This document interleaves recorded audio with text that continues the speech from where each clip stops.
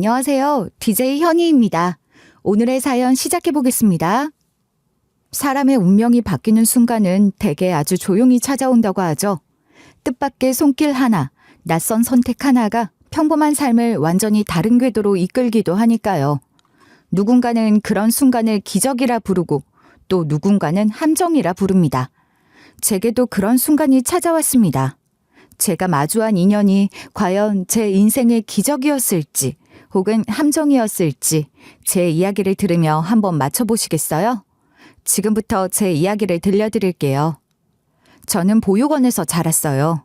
오래전 새벽녘, 아직 어두컴컴했던 시간, 누군가가 조심스럽게 종이상자 하나를 보육원 현관 앞에 내려놓고 도망쳤다고 했어요. 그 상자 안에는 여름용 얇은 내복 한 장만 걸친 신생아였던 제가 담겨 있었고 옆엔 쪽지 하나 남아있지 않았다고 들었어요. 이름도 생일도 누구의 아이인지조차도 알 수 없었기 때문에 저는 그날 발견된 날짜를 생일로 부여받았고 보육원 원장님이 지어준 이름으로 살게 됐어요. 보육원은 늘 시끄러운 곳이었어요. 아기들은 울고 조금 큰 아이들은 울부짖고 싸우고 보육교사들은 그런 아이들을 향해 매일같이 고함을 질러댔죠. 겨울이면 보일러가 자주 고장나서 두 겹, 세 겹 이불을 덮어도 발끝이 시렸고 숨 쉴 때마다 입김이 올라올 정도였어요. 여름이면 찜통처럼 더웠고 커다란 선풍기 하나를 10명 넘는 아이들이 둘러앉아 돌아가며 바람을 맞았어요. 간식은 한 달에 한두 번, 그것도 누군가 기부라도 해야 받을 수 있었어요. 과자 한 봉지가 얼마나 귀한지 아마 모르는 사람은 평생 모를 거예요. 이거 진짜 우리 먹어도 되는 거야? 쉿, 말 주라. 선생님 오면 뺏길 수도 있어. 근데 나 바나나 맛 처음 먹어봐. 야, 이거 다 먹고도 손가락까지 빨게 된다? 진짜 맛있어. 그때 그 과자 한 봉지, 그 라면 반 개가 주는 위로는 어른들이 상상도 못할 만큼 컸어요. 옷은 대부분 기증받은 헌옷이었고 몸에 맞는 신발은 하늘의 별 따기였어요. 새 옷, 새 신발은 TV 속에서만 보는 것들이었고요. 발이 아파도 참아야 했고 바지가 짧아져도 꿰매고 또 꿰매서 입어야 했어요. 세탁기를 돌릴 수 있는 날도 많지 않았고 빨래는 늘 손으로 비벼 빨았어요. 그런 보육원 살림은 제가 초등학교에 들어갈 무렵부터 조금씩 나아지기 시작했어요. 익명의 기부자가 분기마다 큰돈을 보내오기 시작한 덕분이었어요. 그 기부자가 누구인지는 아무도 몰랐고 얼굴도 본 적 없었지만 그분 덕분에 저희 보육원에는 새 이불이 생겼고 보일러가 자주 고장나지 않게 됐고 여름에도 선풍기 한 대가 아닌 2대, 3대를 동시에 틀 수 있게 됐어요. 그 변화가 얼마나 컸는지 몰라요. 겨울밤 이불 속에서 발끝이 따뜻하다는 게 얼마나 눈물 날 만큼 고마운 일인지 그때 처음 알았죠. 하지만 보육원 안과 밖은 달랐어요. 저는 초등학교에 들어가면서부터 고아라는 단어가 어떤 낙인을 찍는지 몸소 겪었어요. 입학 서류를 본 선생님의 미묘한 눈빛, 반 친구들의 수군거림, 그 모든 것들이 하루아침에 몰려왔어요. 쟤 고아래. 고아원에서 왔대. 그래서 그런지 냄새 나는 것 같지 않냐? 야야야, 진짜? 고아원 물 안 나오냐? 더러워. 야, 쟤랑 놀지 말자. 아무도 알려주지 않았는데도 애들은 어떻게 그렇게 잘 알았는지 몰라요. 사물함에 썩은 우유를 부어놓는 건 기본이고 누가 가져온 분실물이나 잃어버린 물건이 있으면 제가 가져갔을 거야 하고 지목되는 것도 당연한 일이었어요. 처음엔 억울해서 억울하다고 말했지만 나중엔 그냥 입을 다물게 되더라고요. 그렇게 말해봐야 믿어주는 사람도 없었고 괜히 더 욕만 먹기 일쑤였으니까요. 그래서 저는 제가 할 수 있는 최선의 선택을 해야 했어요. 나를 증명할 수 있는 건 오직 하나, 공부뿐이었거든요. 책상은 제가 유일하게 통제할 수 있는 공간이었고 시험지는 제 배경을 묻지 않았어요.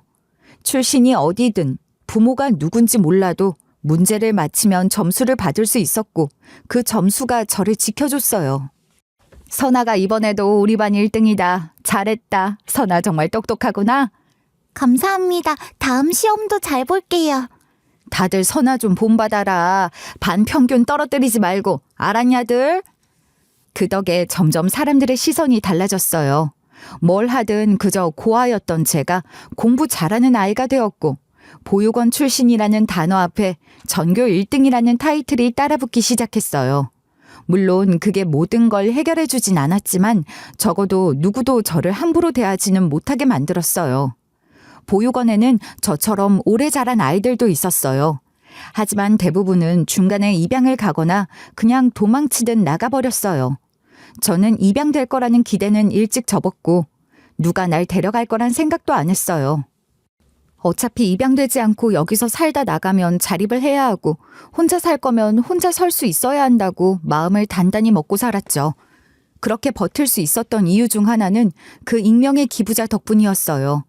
보육원에 돈을 기부해 주던 그분은 어느 순간부터 저에게 개인적으로 장학금을 보내기 시작했어요. 인터넷 강의를 들을 수 있는 수강권, 최신 문제집, 심지어 필기구나 노트까지 그 모든 걸 제 이름으로 제가 쓸 수 있도록 따로 마련해 주셨어요. 본 적도 없고 어떤 사람인지 전혀 알 수 없었지만 그분의 존재가 저를 살렸어요. 원장님, 이 문제집 저한테 온 거 맞아요? 그래, 너 공부 열심히 한다고 장학금처럼 보내주신 거야. 근데 누가 보내준 건지는 여전히 모르시고요. 기부할 때마다 연락처나 이름을 전혀 남기지 않으셔. 그냥 항상 선아를 응원합니다 한 문장만 적혀 있어. 정말 그 한 문장 덕분에 살았어요. 누군가가 저를 응원한다는 사실, 누군가가 저를 주목하고 있다는 그 사실이 제겐 가장 큰 위로였어요. 세상에 심지어 부모조차도 저를 원하지 않고 태어난 날부터 버림받은 존재였지만 어딘가에 나를 지켜보고 응원해주는 사람이 있다는 것. 그건 정말 큰 희망이었어요. 저는 그 희망을 붙잡고 죽어라 공부했어요. 보답해야 한다는 생각 하나로 내 자리, 내 이름, 내 미래는 내가 확보해야 한다는 다짐으로 스스로를 밀어붙였어요. 그렇게 매일 아침 일찍 일어나 새벽까지 책상 앞을 지키며 살았어요. 졸립고 지쳐도 눈물이 나도 흔들리지 않으려고 이를 악물었어요. 제가 무너지면 아무도 절 잡아줄 사람이 없다는 걸 알았거든요. 그래서 무너지지 않기 위해 계속 더 강해지려 애썼어요. 이왕 혼자 살아야 할 인생이라면 적어도 무너지고 초라한 사람으로는 살고 싶지 않았어요. 그러던 어느 날 고등학교 2학년 여름방학이 거의 끝나갈 무렵이었어요. 하루하루 무더운 날씨 속에서도 저는 늘 하던 대로 자습실을 오가며 지내고 있었는데 그날은 유난히 더웠고 괜히 마음도 산란했죠. 그런데 오후에 보육원 원장님이 조용히 저를 불렀어요. 원장실 문을 열고 들어가자 원장님은 말없이 제 앞에 차 한 잔을 따라 놓으셨어요. 그날은 아무 말씀 없이 미소만 빙긋 지으며 저를 바라보기만 하셨죠. 원장님, 무슨 일 있으세요? 선아야, 우리 보육원에 오랫동안 고액 후원을 해주시던 분 있잖니. 그분이 말이야, 너를 입양하고 싶다고 하셨어. 그 말을 듣는 순간 저는 아무 말도 하지 못했어요. 입양이라는 단어는 이미 저와는 상관없는 이야기라고 생각하고 살았어요. 대부분의 아이들은 고등학교 졸업 후 자립 준비를 하며 시설을 떠나야 하니까요. 제 나이에 입양이라니 그게 말이 된다고 생각되지 않았어요. 저요? 저를요? 그래, 너, 선아. 그분이 오랫동안 네 성적을 지켜보셨대. 공부 열심히 하고 성실하게 사는 모습이 참 대견하다고 하셨지. 이제 후원만이 아니라 너의 생활 자체를 도와주고 싶다고 하셨어. 정말 너를 입양하고 싶다고 하셨어. 그 말을 듣는데 심장이 요동쳤어요. 말도 안 되는 일인데 왜인지 모르게 눈앞이 흐릿해지더라고요. 멍하니 원장님 얼굴을 바라보는데 원장님은 평소보다 더 다정한 눈빛으로 제 손을 살짝 잡으셨어요. 말없이 그 따뜻한 손을 붙잡고 있자니 이상하게 눈물이 쏟아질 것 같은 기분이 들었어요. 그리고 며칠 뒤 그분이 직접 보육원에 방문하셨어요. 저는 긴장된 마음으로 원장실 문 앞에 서 있었고 방문이 열리고 그분이 들어오는 순간 저는 저도 모르게 숨을 삼켰어요. 생각보다 젊은 중년 여성이셨고 조용하고 깔끔한 인상이었어요. 검은 머리를 단정히 묶고 밝은 베이지색 블라우스에 청바지를 입고 계셨는데 뭔가 번지르르 하거나 부담스러운 기색 없이 단정하고 따뜻한 분위기였죠. 선아야, 너를 후원하면서 한 번도 직접 보러 올 생각을 못했는데 늘 네 소식은 듣고 있었어. 잘하고 있다는 것도 알고 있었고. 그런데 이제는 단순히 후원자가 아니라 네 곁에서 함께하고 싶다는 생각이 들었어. 네가 지금도 잘하고 있지만 앞으로 더 잘할 수 있도록 내가 옆에 있어주고 싶어. 내 딸이 되어주지 않겠니? 그 말을 듣는 순간 눈물이 핑 돌았어요. 정말 많이 참았는데 그 말 한마디에 눈물이 고여버렸어요. 살면서 한 번도 그런 말을 들어본 적이 없었거든요. 누군가 저를 딸로 부르고 싶다고 말해준 것도, 누군가가 저를 선택해준 것도 처음이었어요. 한 번도 선택받아 본 적도 없고 사랑을 받아본 일도 없었으니까요. 입양 절차는 생각보다 빨리 진행됐어요. 보육원 사람들도 다들 놀랐고 아이들은 부러운 반, 놀라운 반으로 저를 바라봤어요. 원장님은 저를 따로 불러 여러 번 말씀하셨어요. 우리 선아가 착하고 착실하게 살아서 이런 행운이 찾아온 거야. 아무나 이런 기회 잡는 거 아니야. 너는 정말 복이 많은 아이야.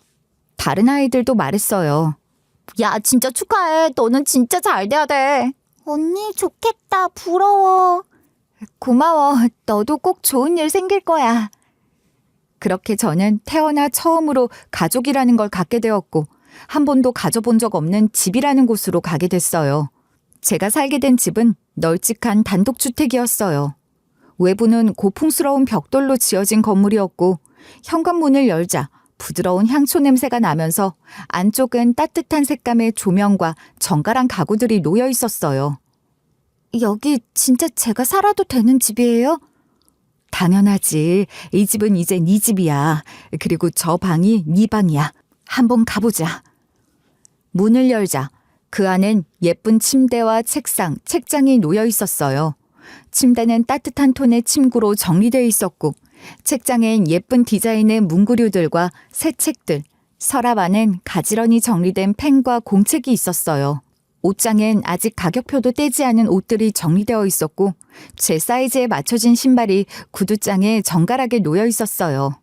그 모든 것이 너무 완벽해서 오히려 실감이 나지 않았어요. 이게 정말 다 제 거예요? 널 위해 준비했어. 부족한 게 있다면 언제든 말해줘. 엄마는 그렇게 조심스럽게 하지만 분명하게 저를 환영해줬어요. 엄마라는 말이 바로 나오지 않아도 괜찮아. 천천히 해도 돼. 그렇게 말해줬어요. 그 말에 좀 숨통이 트였어요. 속으론 이미 엄마라고 부르고 있었지만 입 밖으로 그 단어가 쉽게 나오진 않았거든요. 하지만 엄마는 조급해하지 않았어요. 억지로 다가오지도 않았고 기다려줬어요. 제가 입을 열고 먼저 손을 내밀 때까지 기다려줬어요. 그런 게 오히려 더 편했어요. 부담이 없었고 그 배려가 참 따뜻하게 느껴졌죠. 몇 달이 지나며 저는 천천히 엄마라는 단어를 입에 올리게 되었고 엄마의 존재가 점점 제 삶 속에 깊이 자리 잡기 시작했어요. 엄마는 해외 출장이 잦았지만 그래서 혼자 있는 시간이 많았지만 그래도 저는 그 집에서 안정감을 느꼈어요. 혼자서 라면을 끓여 먹는 저녁이었어도 그건 더 이상 보육원 식당에서 배식받는 밥이 아니었어요. 제가 키를 열고 꺼낸 음식, 제가 켠 조명, 제 방에서 흘러나오는 음악, 모든 게 제 것이라는 감각은 정말 큰 위안이었어요. 같이 살면서 보니 엄마는 저희 보육원에만 기부한 게 아니었어요. 알고 보니 다양한 복지시설과 기관에 꾸준히 기부를 해오셨더라고요. 엄마가 운영하는 회사에서도 수익의 일정 부분을 항상 사회에 환원하고 있었고 그건 단순히 보여주기 위한 일이 아니라 정말로 엄마가 중요하게 여기는 가치였어요. 그런 엄마를 보면서 저는 다시 한번 마음을 다잡았어요. 나도 꼭 열심히 살아야겠다. 좋은 대학 가고 제대로 된 사람으로 살아서 엄마처럼 세상에 보탬이 되는 사람이 되어야겠다고 말이죠. 엄마처럼 되려면 저도 정말 열심히 살아야 할 것 같아요. 선아는 지금도 잘하고 있어. 하지만 앞으로는 혼자 끙끙 앓지 말고 뭐든 엄마한테 말해줘. 같이 고민할 수 있으니까. 알았지? 네, 그럴게요. 그 말이 또 한 번 절 울컥하게 만들었어요. 저는 늘 혼자 버티는 게 당연했고 감정이든 어려움이든 혼자 사귀고 참는 게 습관처럼 굳어 있었거든요. 그런데 그 말 한마디에 제가 날카롭게 세우고 있던 날카로운 벽이 모두 부서지는 기분이 들더군요. 고등학교를 졸업한 뒤 저는 대학에 합격했어요. 결과 발표를 확인하던 순간 화면에 뜬 합격 문자를 보고 저는 소리도 못 내고 눈물부터 터졌어요. 손에 힘이 풀려 핸드폰을 떨어뜨릴 뻔했고 온몸에 전기가 흐르는 듯한 느낌이었죠. 그동안의 모든 순간들이 주마등처럼 스쳐 지나갔고 뭔가 한 번에 정리되는 듯한 묘한 기분이 들었어요. 그날 저녁 집에 들어서자마자 엄마가 현관에서 기다리고 있었어요. 저를 보는 순간 눈이 동그래지더니 제 표정을 보고는 바로 알아차리셨어요. 선아야, 됐어? 붙었어요. 진짜로 붙었어요, 엄마. 그 말이 떨어지자마자 엄마는 제 손을 덥석 잡으시더니 그대로 저를 부둥켜 안으셨어요. 그 품이 얼마나 따뜻하고 단단했는지 몰라요. 그 순간 저는 세상 어느 누구보다 큰 위로와 축복을 받은 사람이라는 걸 처음 실감했어요. 그동안의 고생이 다 보상받은 것 같았고 그 품 안에서만큼은 아무 걱정도 없었어요. 선아야, 고생 많았어. 엄마가 얼마나 자랑스러운지 몰라. 우리 딸 최고야. 엄마가 옆에 있어줬으니까 할 수 있었어요. 나 진짜 엄마 없었으면 여기까지 못 왔을 거예요.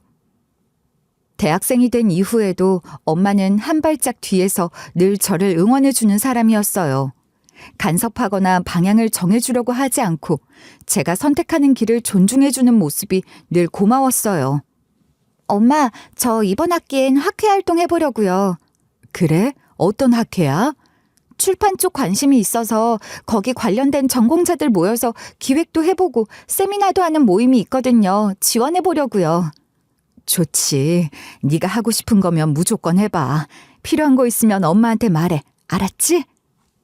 그렇게 엄마는 언제나 저에게 믿을 수 있는 한 사람으로 남아줬어요. 저는 정말 하루에도 몇 번씩 감사했어요. 엄마처럼 멋진 사람을 가족이라 부를 수 있다는 게, 제게도 이렇게 마음 둘 곳이 있다는 게 너무 기적 같았어요. 그러던 어느 날이었어요. 평소처럼 성적 장학금 신청을 위해 주민센터에 들러 각종 서류를 발급받고 있었는데 창구에 앉은 직원이 컴퓨터를 보다가 고개를 갸웃하며 저를 한번 쳐다보는 거예요. 학생인데 혹시 개인 사업하세요? 아니요, 저 아직 대학생인데요. 사업이요? 직원은 다시 모니터를 확인하더니 의아한 표정으로 말을 이어갔어요. 이상하네. 사업자 등록이 되어 있는 걸로 줘야 되네요. 정말요? 이상하네. 좀 당황했어요. 도대체 무슨 일인지 전혀 알 수 없었고 서류를 받아들고 집으로 돌아가는 내내 머릿속이 복잡했어요. 내 명의로 사업자 등록이 돼 있다니 대체 왜? 누가 언제 그런 거랬지? 계속해서 의문만 커졌어요. 집에 도착하자마자 엄마에게 바로 말했죠. 엄마, 오늘 주민센터 갔는데 제 이름으로 사업자 등록돼 있다고 하더라고요. 아, 그건 엄마가 잠깐 필요해서 썼어. 엄마가 하신 거라고요? 내가 해외 후원단체들 관리하면서 비영리 단체용 서류가 필요했는데 그 항목 중에 개인 명의가 꼭 필요한 게 있었어. 세금 혜택 받는 구조 때문에 그랬던 거야. 너한테 말 안 한 건 미안해. 별일 아니라고 생각했거든. 아, 그랬구나. 몰랐어요. 그래서 좀 당황했나 봐요. 그랬지? 미안해, 선아야. 괜히 걱정하게 했네. 엄마가 허투루 쓴 거 절대 아니야. 기부 문제 때문에 필요해서 쓴 거니까 걱정 안 해도 돼. 엄마는 차분하게 설명을 해주셨고 저는 그 설명을 들으며 천천히 고개를 끄덕였어요.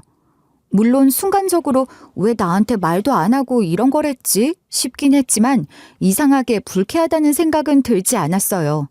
엄마가 설명한 대로라면 그건 어쨌든 좋은 일을 위한 과정이었고 뭔가 숨기려는 태도도 아니었으니까요.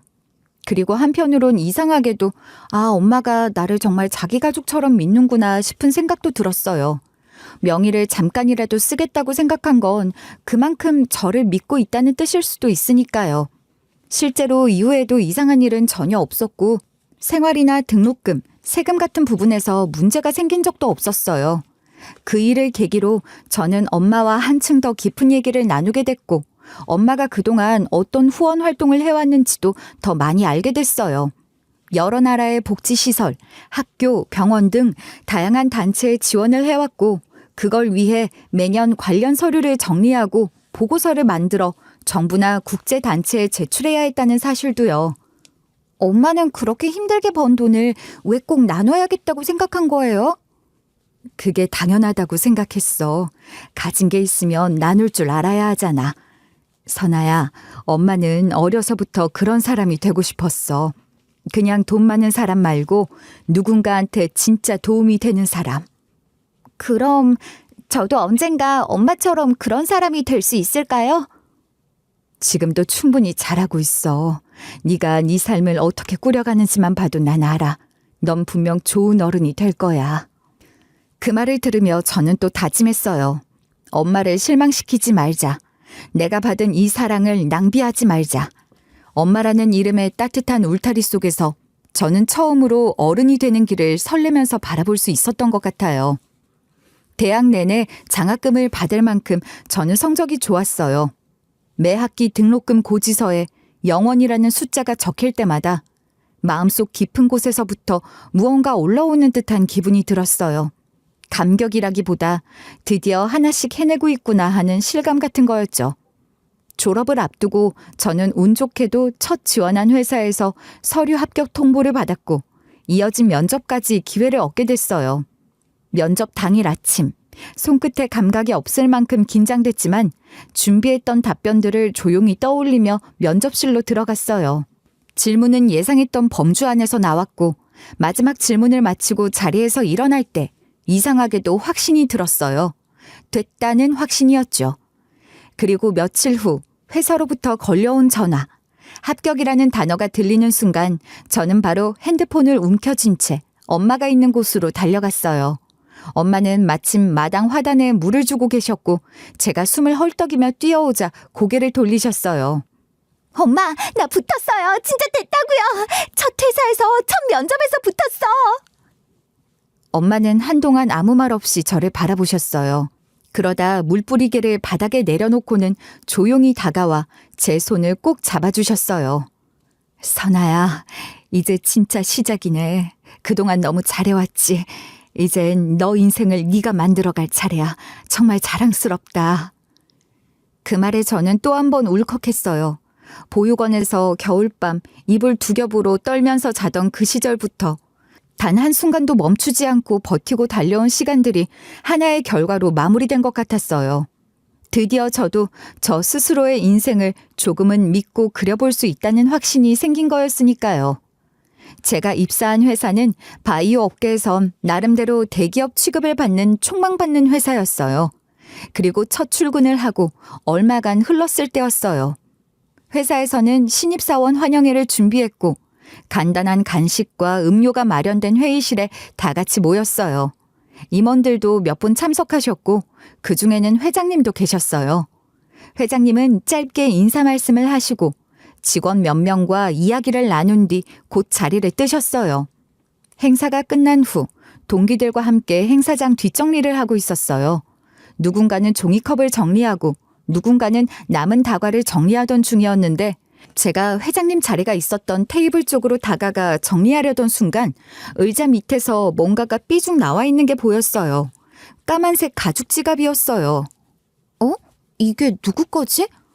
지갑을 조심히 열어 신분증을 확인하자 회장님 명의의 신분증이 그대로 들어있었고 그 외에도 몇 장의 명함과 카드 그리고 한 장의 사진이 있었어요. 그리고 그 사진을 보는 순간 손끝이 얼어붙는 것 같았어요. 그 사진 속 인물은 분명 제 엄마였거든요. 지금보다 조금 더 젊은 모습이지만 틀림없는 엄마가 맞았죠. 머리를 올리고 밝은색 정장을 입은 엄마가 어디 고급스러운 연회장 같은 곳에서 누군가와 함께 웃고 있는 모습이었어요. 이게 왜 여기 있는 거지? 저는 사진을 조용히 다시 접어 지갑 안에 넣고 그대로 비서실로 향했어요. 지갑을 건네며 조심스레 말을 꺼냈어요. 저 지갑을 습득해서 드리러 온 건데요. 안에 사진이 하나 있었거든요. 혹시 그 사진 속 인물 누구인지 알 수 있을까요? 사진이요? 어떤 사진 말씀하시죠? 이거요. 사실 저희 엄마 사진이거든요. 그런데 회장님이 이걸 갖고 계셔서 깜짝 놀랐어요. 혹시 두 분이 오래된 지인인가 해서요. 비서는 제 말을 듣고 약간 놀란 표정을 지었고 지갑을 받아들였어요. 그렇게 아무 일도 없었던 것처럼 돌아왔지만 제 머릿속은 복잡했어요. 엄마랑 회장님 사이에 무슨 연이 있었던 걸까? 어릴 때부터 알던 사이였나? 무슨 관계이기에 사진까지 놓고 다니는 거지? 얼마 뒤 저는 비서실로부터 연락을 받았어요. 회장님이 저를 잠깐 뵙고 싶다고 하셨어요. 저는 비서실 안쪽 작은 회의실로 안내받았고 그 안에는 회장님이 계셨어요. 평소처럼 단정한 정장 차림의 조용한 분위기였지만 이번엔 분위기가 묘하게 무거웠어요. 회장님은 책상 위에 사진을 한 장 펼쳐놓고는 조용히 물으셨어요. 이 여자를 안다고? 네, 저희 엄마세요. 지금보다 좀 더 젊으셨을 때 모습이긴 하지만 분명 저희 엄마가 맞아요. 회장님은 한동안 아무 말 없이 사진을 내려다보셨고 그 뒤에야 천천히 입을 여셨어요.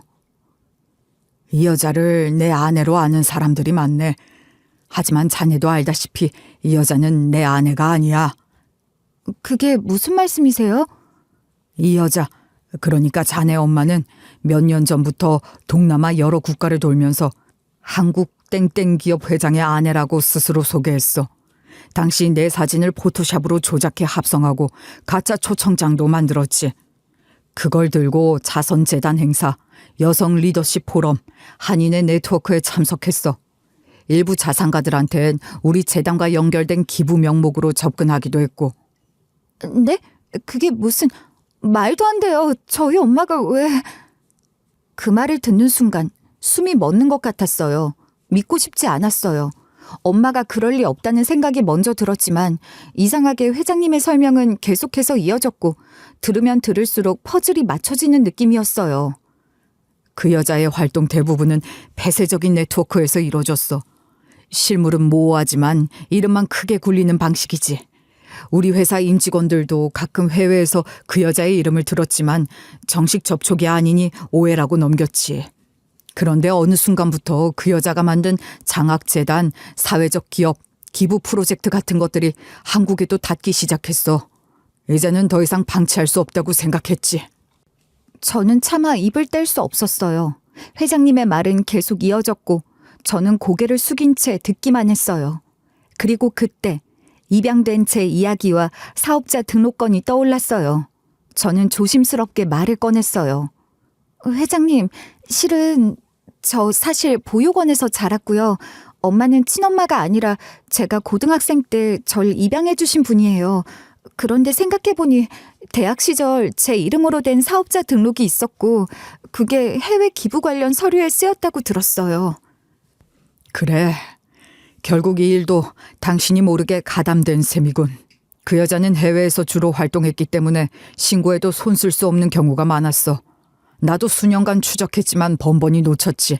하지만 이젠 자네가 유일한 단서가 될 수 있어. 이번엔 놓치지 않고 체포할 수 있도록 자네가 도와주겠나? 말을 잇는 게 너무 어려웠어요. 굳게 믿었던 사람이, 나를 후원해주고 입양까지 해준 사람이 그런 일을 벌였다는 사실은 머리로도 가슴으로도 쉽게 받아들일 수 없었어요. 하지만 어쩌면 그동안 제가 무심코 지나쳤던 수많은 단서들이 지금 이 순간을 위해 존재했던 건지도 몰랐어요. 그날 밤 저는 퇴근하자마자 집으로 달려왔습니다. 엄마는 해외 출장을 갔다 내일 오기로 되어 있었고 저는 방으로 들어갔어요. 방문을 닫자마자 몸을 돌려 서랍장을 열었어요. 그동안 한 번도 들여다보지 않았던 엄마의 서류장이었죠. 서랍 안은 놀라울 만큼 정돈돼 있었어요. 파일들이 가지런히 줄지어 놓여 있었고 분류별로 탭이 붙어 있어 누가 봐도 엄마의 손길이 자주 닿던 곳이었어요. 떨리는 손으로 첫 파일을 꺼내 펼치자마자 제 이름이 정면에 딱 박혀있는 문서가 나왔어요. 보자마자 숨이 턱 막혔어요. 이게 뭐야? 저는 본 적도 서명한 적도 없는 서류였어요. 분명히 제 이름인데 전혀 기억에 없는 문서들이었죠. 등기 서류에 이어서 나온 건 청년 리더 기획재단이라는 명의의 기부금 명단, 행사 기획안, 그리고 후원자 대상 제안서였어요. 그때부터는 숨을 고를 틈도 없이 계속해서 손이 움직였어요. 서류를 한 장 한 장 넘길수록 충격은 커졌고 눈앞이 어지러워질 만큼 정신이 아득해졌어요. 심지어 어떤 문서는 아예 공문 양식이었고 사인을 흉내낸 듯한 서명도 보였어요. 그리고 그 안쪽 맨 뒷장에 접혀있던 메모지 한 장이 눈에 띄었어요. 손글씨로 쓰인 메모였고 글씨는 너무 익숙했어요. 엄마가 평소에 포스트잇에 자주 쓰던 글씨체였죠. 서나 명의 대출 완료, 계좌 분산 진행 중, 세무상담 재확인, 관계자 명함 정리, 이중 지급 조정. 몇몇 항목 옆엔 이미 체크 표시까지 되어 있었어요. 그것으로 모든 퍼즐이 맞춰졌고 그 순간 저는 무릎이 풀릴 것 같았어요.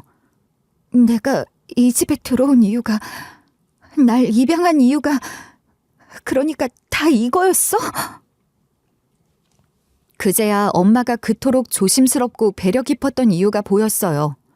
제가 불안해할 틈도 없이 모든 걸 먼저 챙겨주던 이유, 불필요할 정도로 꼼꼼했던 스케줄 관리, 재촉하지 않던 애정 표현, 모두 저를 위해서였다고 믿었던 것들이 사실은 저를 중심으로 짜인 각본이었던 거예요. 제 이름으로 된 사업자 등록, 갑작스레 쏟아졌던 장학금 지원 명단, 후원금 내역, 그 모든 게 다 연결됐어요. 이름값이 필요했던 거예요. 스스로 세운 신생 비영리 법인이 외부 후원을 받을 명분을 갖추려면 투명하고 상징적인 이름이 필요했겠죠. 그리고 그 역할에 저는 너무나도 완벽하게 맞는 배우였던 거고요. 그날 밤 저는 보육원에 전화를 걸었어요. 밤늦은 시간이었지만 원장님은 전화를 받으셨죠. 원장님 죄송해요. 늦게 연락드려서. 그런데 제가 급히 좀 여쭤볼 게 있어서요. 예전에 그 익명의 기부자요. 그게 정말 지금 저희 엄마였던 거 맞아요? 어떻게 알게 되신 거예요? 원래 그 기부자분은 본인을 밝히지 않으셨잖아요. 그게 선아야. 확실한 증거는 없었어. 그냥 그분이 와서 직접 말씀하신 게 전부였지. 보육원 계좌로 입금됐던 기록이야 있지만 실명으로 후원한 적은 없었거든. 그럼 그냥 그 사람이 자기가 익명의 기부자라고 말했던 거였어요? 그런데 기부 금액이나 내역을 대강 알고 있었고 너에 대해서도 잘 알고 있어서 당연히 맞겠거니 했지. 네가 그동안 성실하게 살아온 걸 보고 입양하겠다는 분이었으니까 믿지 않을 이유가 없었고. 그런데 왜 그러니? 전화를 끊고 한참 동안 아무 말도 못했어요. 그때까지도 사실 저는 계속 믿고 싶었던 것 같아요. 뭔가 오해일 거라고, 아직은 사실이 아닐 거라고. 하지만 원장님의 말 한마디에 그 마지막 끈도 끊겨버렸어요. 그러니까 그 사람은 익명의 기부자가 아니었어요. 오히려 익명의 기부자를 사칭한 거였어요. 보육원과 제3 사이에 있었던 유일한 연결고리를 조작해서 저를 입양했던 거죠. 그리고 제 이름으로 대출을 받고 새로 만든 비영리 법인의 운영비를 끌어왔고 외부 후원금과 섞어 그 안에서 돌리는 구조를 만들어냈던 겁니다. 그 사람이 건넸던 따뜻한 말, 다정한 손길, 정돈된 식탁과 책상, 깨끗한 침대 시트, 생일마다 준비해줬던 작은 케이크, 그 모든 것들이 결국 전부 다 설정이었어요. 계산된 대본이었고 연출된 세트장이었어요. 그리고 저는 그 무대 위에서 진심으로 웃고 울고 감동하던 유일한 바보였던 겁니다. 저는 그날 밤 제가 확보한 모든 자료들을 하나하나 정리하기 시작했어요. 심호흡을 하며 책상 앞에 앉았고 서랍장 속에서 꺼낸 등기 서류부터 메모장, 명의 사용 내역, 기부금 계좌 흐름, 수기로 적힌 목록까지 빠짐없이 정리했어요. 종이마다 날짜를 체크했고 사업자 등록 시점과 실제 기부 요청 메일이 발송된 시점, 그리고 제 명의로 발급된 위촉장과 계약서, 보조금 신청 내역 등을 모두 따로 분류했죠. 이건 2021년 2월 등록. 그런데 이쪽 자료랑 날짜가 겹치네. 여긴 계좌 흐름 확인했고 여긴 기부금 수취인 명단. 이건 도용 명의 정리해야 하고. PDF로 스캔해서 압축 파일로 묶고 원본은 따로 봉투에 넣어 봉인했어요. 워드 문서로 따로 목록도 정리했어요. 각 항목별로 번호를 매겨 회장에게 전달할 수 있도록 했죠. 저는 단지 진실을 제대로 밝히고 싶었어요. 감정의 문제가 아니라 책임의 문제라고 느껴졌어요. 그렇게 아무것도 모르고 허위의 삶에 이용당한 제 이름이 이젠 진실을 밝히는 증거가 되어야 했으니까요. 며칠 후 저는 회장실로 갔고 직접 자료 봉투와 스캔본이 담긴 USB를 건넸어요. 회장은 예상보다 조용히 그것을 받았고 어떤 말도 없이 제 설명을 전부 끝까지 들으셨어요. 여기엔 제가 입양된 이후부터 지금까지 제 명의로 사용된 문서와 기록이 다 담겨 있어요. 확인하시면 알겠지만 저도 이 안건에 대해선 완전히 피해자입니다. 이걸 넘기는 게 맞는 건지 수없이 고민했지만 그냥 모른 척하는 건 저한테 더 이상 불가능했어요. 그래, 힘들었을 텐데 용기 냈구먼. 정말 고맙네. 그 직후 회장은 사내 법무팀을 소집했고 외부 자문 변호사를 불러 정식 고발 절차를 밟기 시작했어요. 법무팀은 곧 경찰과 접촉했고 경제범죄수사대의 관련 자료 일체가 정식으로 이첩되었어요. 회사의 명의가 활용된 정황도 포함되어 있었기 때문에 수사는 빠르게 진행됐죠. 엄마는 처음엔 아무것도 모르는 듯 태어냈어요. 평소와 다를 바 없이 식탁을 정리하고 냉장고 정리를 하고 제 출근 시간까지 챙겨주던 모습이었죠. 그런데 수사팀이 갑작스럽게 집으로 들이닥쳐 압수수색을 시작하자 상황이 변했어요. 경찰은 노트북과 장부 파일, 통장과 외장하드까지 모두 가져갔고 저는 거실 한쪽에서 그 모습을 멍하니 지켜보고 있었어요. 그때 엄마는 제 옆으로 조용히 와 앉더니 작은 소리로 말했어요. 선아야, 오해야. 엄마가 설명할 수 있어. 그럼 지금 해요. 이건 왜 내 이름이에요? 왜 내가 모르는 계좌에서 내가 후원받은 사람처럼 되어 있고 내 명의로 대출받은 건 뭐예요? 그건 모두 다 널 위해서였어. 믿어줘. 언제까지 거짓말할 생각이에요? 날 어디까지 바보로 보는 거냐고요? 엄마는 말을 잇지 못했고 경찰은 엄마를 피의자 신분으로 전환하고 조사에 착수했어요. 이후로는 법적인 절차가 빠르게 굴러갔어요. 제 명의로 된 대출, 수차례 이체된 기부금 계좌 흐름, 명의 도용된 외부 인물의 정보, 그리고 위조된 각종 문서들이 증거로 확보됐고 사기, 횡령, 사문서 위조, 명의 도용, 조세 포탈, 특정 경제 범죄 가중처벌법상 사기 혐의 등 죄목이 줄줄이 붙었어요. 그리고 마침내 엄마에게 구속영장이 청구됐습니다. 영장 실질 심사 끝에 법원은 도주의 우려와 증거 인멸 가능성을 인정해 구속 수감 결정을 내렸고 저는 경찰에 참고인 신분으로 출석해 진술하게 됐어요. 진술을 위해 경찰서에 도착한 날 조사실 근처 유치장 복도에서 엄마를 처음으로 마주쳤어요. 엄마는 수사관에게 이끌려 나오는 중이었고 우리 눈이 잠시 마주쳤지만 아무 말도 없었어요. 엄마는 고개를 푹 숙인 채 조용히 조사실 쪽으로 사라졌어요. 수사는 생각보다 훨씬 길어졌어요. 그동안 벌어진 범행 대부분이 해외에서 이뤄졌고 거래 계좌와 연관된 법인들도 외국 명의였기 때문에 국제 공조가 필요한 상황이었어요. 경찰과 검찰은 외교부, 국세청, 금융감독원까지 협조 요청을 보냈고 곧 각국 한인회, 재단, 소규모 투자단체에서 접수된 회장 부인의 활동 정황이 수면 위로 떠올랐죠. 그 여자가 찍힌 사진들을 보니 정말 회장 부인 같긴 하더군. 합성이라곤 해도 참 치밀하게 준비했어. 초청장, 임명록, 명패 다 위조였다고 하네. 해외 폐쇄형 포럼이나 VIP 후원 모임, 자선 콘퍼런스에 참석해 한국 대기업 회장의 부인으로서 연설하거나 기부 계획을 제안하거나 교육재단과 협력한 적이 있다는 말을 퍼뜨렸고 현지에서는 의심 없이 받아들여졌던 거예요. 참석 사진에 누가 함께 찍혔는지, 명단에 누가 있었는지가 중요했던 거죠.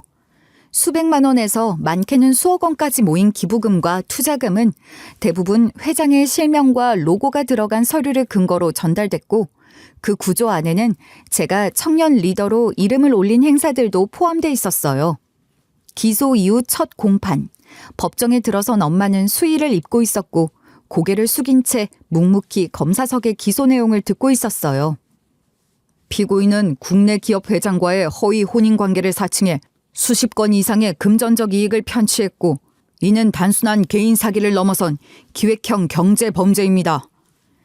재판정엔 피해자 몇 명이 증인으로 출석했고 그중 한 명은 대기업 협력재단의 임원이었어요. 피고인이 회장 부인이라 믿고 프로젝트 기부금 일부를 납입했으며 이후 연락이 두절되었습니다. 외교 채널을 통해 수차례 회신 요청했지만 답변도 없었고요. 회장 측에서도 탄원서를 제출했고 가족과 기업이 입은 이미지 훼손은 수치로 환산할 수 없다고 밝혔어요. 1심 재판부는 징역 6년을 선고했어요. 벌금과 추징금도 함께 명령됐고 엄마는 곧바로 항소했지만 기각됐어요. 형은 그대로 확정되었고 재판이 끝나자 피해자 측에서는 개별 민사소송을 준비하기 시작했어요. 엄마가 만들어냈던 후원단체와 사회적 기업, 장학재단, 청년기획법인 등 수많은 명의의 단체들은 조사 끝에 대부분 등록 말소 처리가 되었고 계좌는 동결되었으며 일부는 법인 취소 결정이 내려졌어요. 제 이름으로 운영되었던 단체 역시 고소장이 접수된 후 명의 말소 절차가 빠르게 진행됐고 저는 서류상 대표 직책에서 해임됐어요. 하지만 저 말고도 엮였던 피해자들이 적지 않았어요. 어떤 사람은 자신도 모르는 사이 외국 부동산의 매수자로 이름이 올라와 있었고 어떤 사람은 생전 처음 듣는 재단에서 이사로 등재되어 있었죠. 대부분 엄마가 뒤에서 계획하고 꾸며내 신뢰를 쌓은 뒤 이용해서 사기를 친 거였죠. 한편 저는 법원에 입양 무효 및 친양자 관계 해제 청구 소송을 진행했고 3개월 후 판결이 났습니다. 판사는 입양의 본질적 목적이 사기였으며 보호와 신뢰 관계가 애초에 결여된 채 입양이 이루어졌음이 명백하다며 제 주장을 받아들였고 그날부로 가족관계 등록부에서 엄마의 이름은 말소되었습니다. 그렇게 저는 다시 홀로 서게 되었고 법적으로도 보호자라는 공란이 되었죠. 그 서류를 받아들고 사무실로 돌아오는 길, 마음 한편이 조용하게 비워지는 느낌이 들었어요. 억울하기도 했고 후련하기도 했고 버림받은 느낌도 들었고 뭔가를 정리해낸 느낌도 드는 참 씁쓸하면서도 시원한 기분이 들더군요. 저는 민사상 손해배상 청구 소송도 별도로 제기했어요.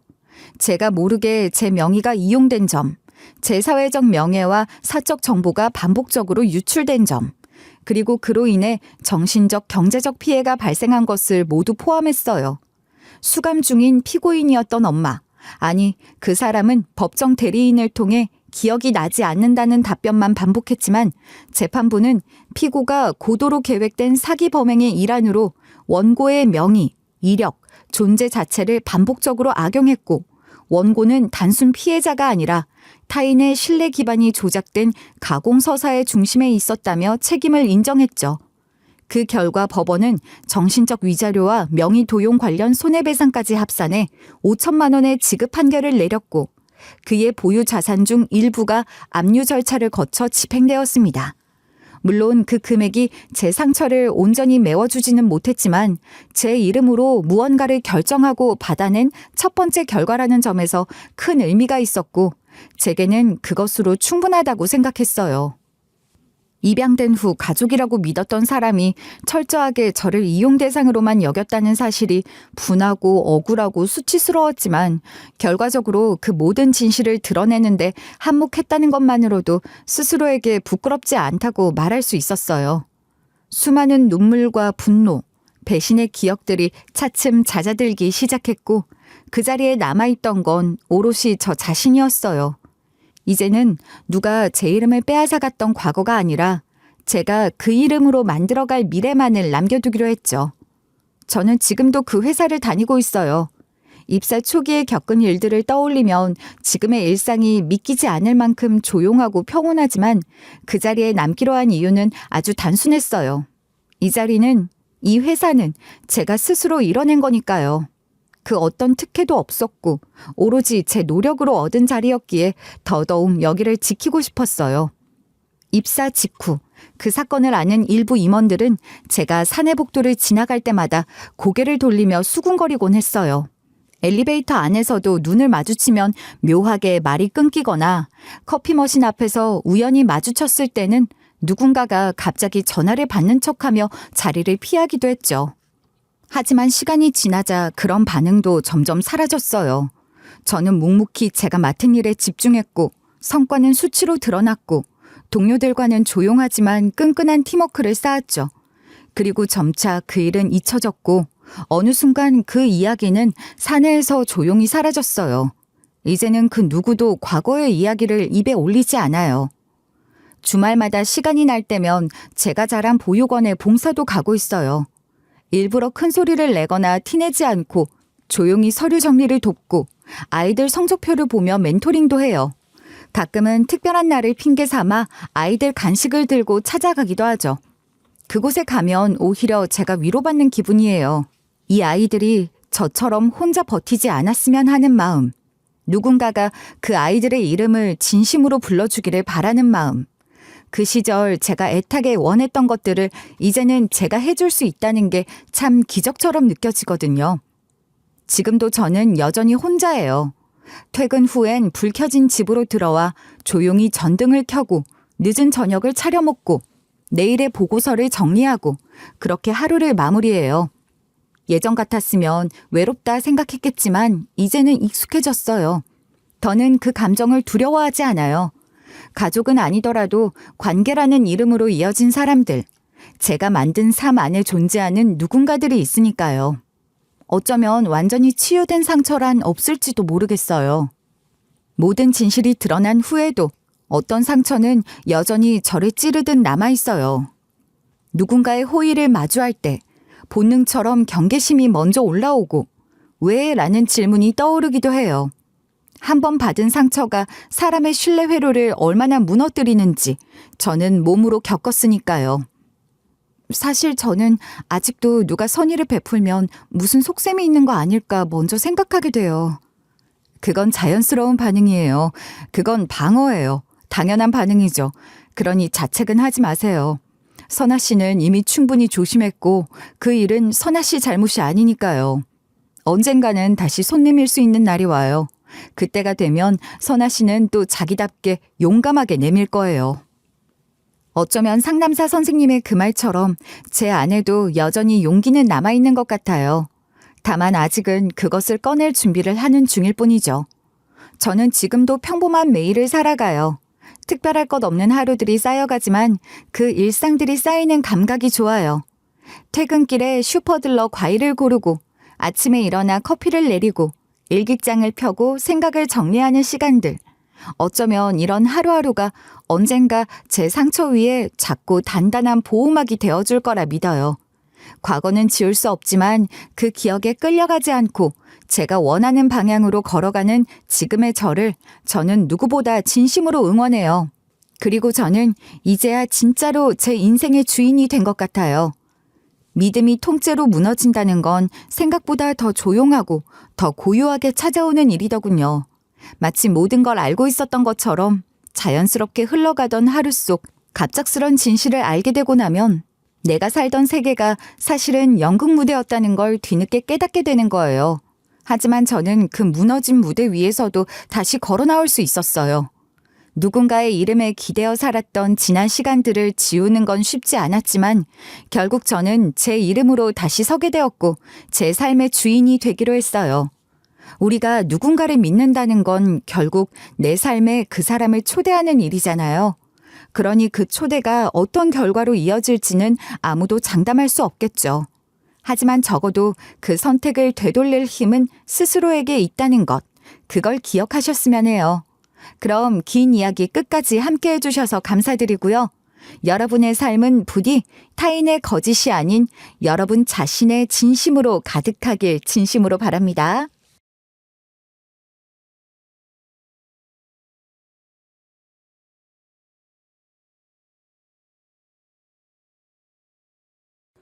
안녕하세요. DJ 라니입니다. 오늘의 사연 시작해 보겠습니다.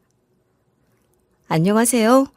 제가 결혼하기 전에 참 재미있는 이야기가 하나 있어 그걸 풀어보려 해요. 지금 생각하면 꿈만 같았던 그때의 기억을 저 혼자 간직하기보다는 많은 분들과 나누어 보고 싶다는 생각이 들었거든요. 그래서 이렇게 사연을 보내봐요. 제 나이 26살 때 저는 20살 때부터 꾸준하게 다니던 공장을 그만두게 되었어요. 그동안 너무 공장, 집만 반복하며 살고 있었거든요. 그러다 보니 몸도 마음도 너무나 지쳐버렸죠. 그래서 일단 쉬기로 했었는데요. 또 가만히 있긴 불편해서 아르바이트를 시작해보기로 했어요. 그때 첫 아르바이트로 영화관 아르바이트를 했었는데요. 거기서 지금의 남편을 만날 수가 있게 되었답니다. 당시 남편도 잘 다니고 있던 회사가 적성에 맞지 않아 그만두게 되면서 잠깐 아르바이트를 하러 왔다 했는데요. 영화관 일이 그리 바쁘지 않았었고 자주 이야기할 기회가 많다 보니까 잘 맞는 부분이 참 많았어요. 그렇게 우리는 자연스럽게 가까워지게 되면서 그렇게 연애를 시작하게 되었죠. 우린 정말 풋풋한 연애를 했었어요. 제가 성인이 되고 처음 만난 남자친구가 지금의 남편이었거든요. 첫사랑이 끝사랑인 거죠. 손만 잡아도 좋아했었고 굳이 해외여행이나 호텔에서 기념일을 보내지 않아도 포장마차에서 서로 마주보며 어묵만 먹어도 즐겁고 좋았었어요. 그렇게 몇 년이 지나도 마음이 변하지 않으니 정말 우리가 천생연분이구나 하는 걸 느꼈었는데요. 저보다 사회생활도 일찍 했던 남편이 직장 방향도 잡아주면서 용기도 얻을 수 있었고 공부도 나름 열심히 하면서 관련한 자격증까지 딸 수가 있었어요.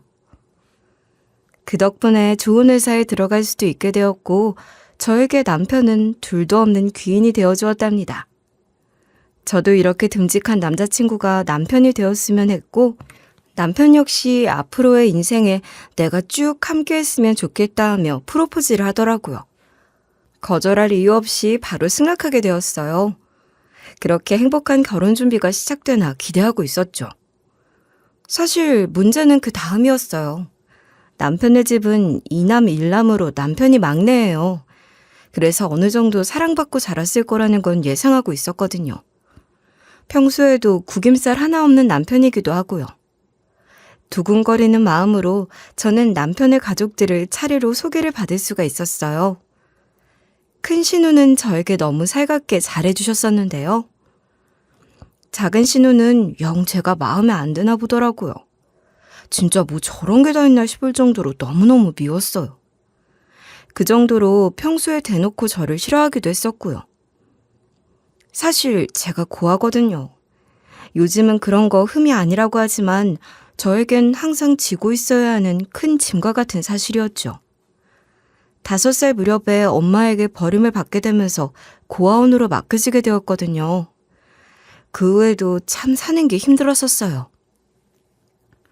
어딜 가나 꼬리표가 되어버리니 누구 하나 저를 있는 그대로 봐주는 사람이 없었는데 그때 나타난 게 남편이었어요. 물론 남편의 가족들도 나를 좋아해 주었었더라면 좋았겠지만 예상하던 그대로였어요. 시댁 식구분들께서 저를 정말 너무 싫어하셨거든요. 저도 이해가 안 가는 건 아니에요.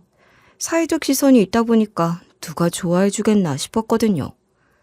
그래도 처음에 남편이 큰 누나를 가장 먼저 소개시켜 주었을 때에는 나쁘지 않겠다 생각했어요. 성격이 정말 좋으셨었거든요. 정말 말 그대로 K장녀 그 자체였답니다. 저를 그렇게 싫어한다는 분위기가 하나도 없었기에 다른 분들도 괜찮을 거라 생각했었지만 전혀 아니었어요. 시어머니와 작은 신우는 저를 있는 대로 싫어했었거든요. 처음 볼 때부터 대놓고 저를 싫어하는 티를 많이 내셨었어요. 시아버지 되시는 분 역시 뭐라 하시는 건 아니었지만 뒤에서 곁눈질로 쳐다보시고 혀만 끌끌 차고 계셨죠. 남편은 정말 아주 다정한 사람이에요. 제가 연애하던 중에 울면서 고아인 사실을 털어놓았는데도 편견 없이 따뜻하게 저를 안아주었거든요. 그러면서 자기는 그런 거 하나도 중요하지 않다 하면서 나라는 사람 자체가 중요한 거다 늘 새겨주었어요. 그런 배경 같은 건 전혀 볼 필요가 없다 하면서 우리 부모님도 그런 거 신경 하나 안 쓰실 거라고 항상 다정하게 이야기를 해주었어요. 그런 듬직하고 오빠 같은 모습에 그것만 보고 결혼을 다짐하게 되었던 건데요. 시모가 이렇게까지 대놓고 저를 싫어할 줄은 꿈에도 몰랐어요. 정말 면전에 대고 저에게 뭐라고 하시는데 너무 기가 죽어서 한마디도 못했었어요. 나는 가정교육 못 받은 것들은 상종도 하기 싫어. 제대로 하는 게 있어야 말이지. 부모에게서 가르침을 받은 게 있어야 가정도 잘 꾸릴 텐데 넌 부모가 버린 거면 다 이유가 있지 않겠니? 그 나물에 그 밥이라고 나중에 우리 손주가 너에게 버림이라도 받으면 어쩌냐? 난 도저히 싫다. 엄마, 꼭 말을 그렇게 해야겠어? 도대체 왜 그러는 거야? 사람 앞에 두고 무안하게. 이게 꼴을 지 여자친구라고 편을 드네? 내가 널 어떻게 키웠는데 이딴 애랑 결혼을 하겠대? 절대 안 돼. 혼주석 싹 비우고 싶거들랑 네 마음대로 해. 물론 시모의 모진 말에도 남편은 꿋꿋하게 제 편을 들어주었어요. 덕분에 더 심하게 나무라거나 하진 않았었지만 시간이 아무리 지나도 영 저를 좋아해 주실 기미가 보이지 않았죠. 남편이 나름대로 제 편을 들어주겠답시고 이렇게 시어머니에게 대들고 그랬지만 사실 중간에서 어려워하는 모습을 보니까 저는 갈수록 더 미안해졌었어요. 어떻게 해결할 수 있는 방법이 없을까 싶어 엄마라도 찾아보고 싶어 인터넷을 뒤져 방법이라도 알아보려 했었는데요. 경찰서에 DNA 등록을 해놓으면 수월하다 해서 시도를 해보았지만 택도 없었어요. 오랜 세월이 지날 동안에도 못 만난 데에는 다 이유가 있겠죠. 결혼 날짜는 다가오는데 감감무소식이었어요. 저는 그 당시 남편이 혼자 살고 있는 빌라에서 살림을 합쳐 같이 사는 중이었어요. 원래는 따로 살고 있었는데 저 혼자 살던 빌라에서 하필이면 여자들 집만 골라 강도가 들었었거든요. 저 역시 피해를 본 적이 몇 번 있었어요. 제가 없을 때 집안에 온 살림을 다 뒤져놓고 했었거든요. 이게 돈만 노리는 거면 그러려니 했었는데 종종 속옷 같은 것도 사라지다 보니까 정말 너무 무서웠어요. 해코지라도 당할까 했었거든요. 나중에 집에 들어가다가 혹은 집에 있다가 마주치기라도 하면 어쩌나 공포에 덜덜 떨곤 했었는데요. 그런 제 모습을 보면서 남편이 안 되겠다고 자기랑 같이 살았으면 좋겠다고 하더라고요. 너무 걱정이 된다 하면서요. 그래서 월세 계약을 끝내면서 바로 남편의 집으로 들어가게 되었어요. 서로 한창 사이가 좋을 때 살림을 합친 거다 보니 축복은 한순간에 찾아오게 되었는데요. 바로 임신을 한 거죠. 정말 둘 다 뛸 듯이 기뻐했었고 그래서 바로 결혼까지 하려고 했던 건데 안타깝게도 유산이 되어 아기는 천사마을로 돌아갔답니다.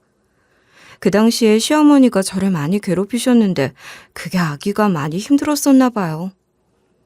교묘하게 괴롭히거나 하는 것도 아니었고 그냥 대놓고 저를 싫어하시니까 집에 오실 때마다 폭언을 일삼고 저에게 뭐라 하셨어요.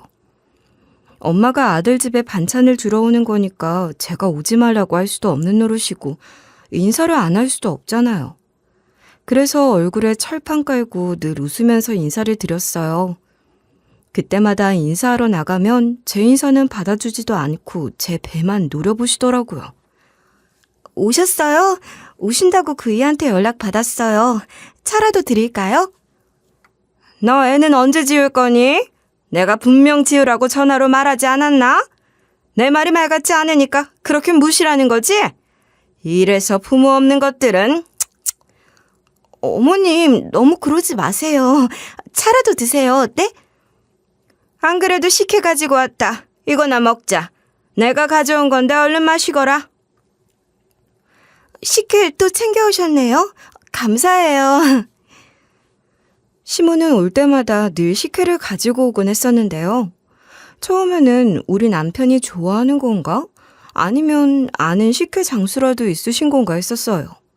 근데 이상하다 싶을 정도로 매번 가지고 오는 것도 또 제가 먹나 안 먹나 유심히 살펴보는 것도 수상하다 했었는데요. 저는 나름대로 나를 위해 챙겨주시는 거라 생각해서 그 마음에 보답하려고 감사를 표하면서 넙죽넙죽 받아먹곤 했었거든요.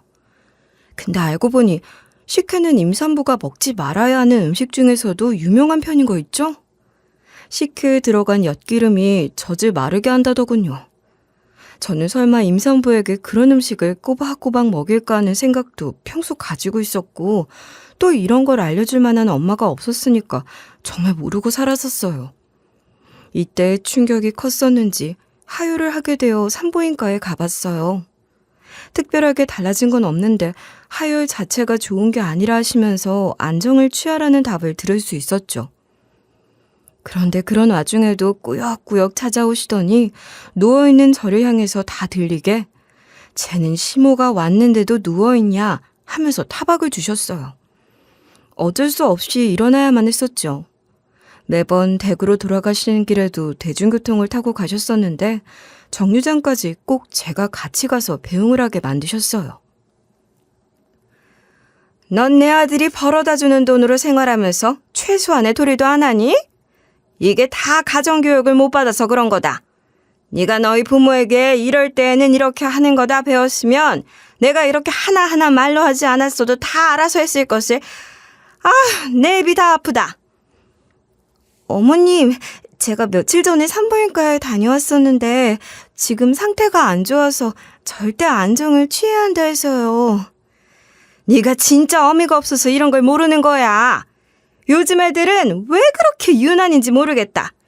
나 때는 시어머니가 오셨다 하면 오시는 시간 맞춰 정류장에 나와 있고 그랬었어.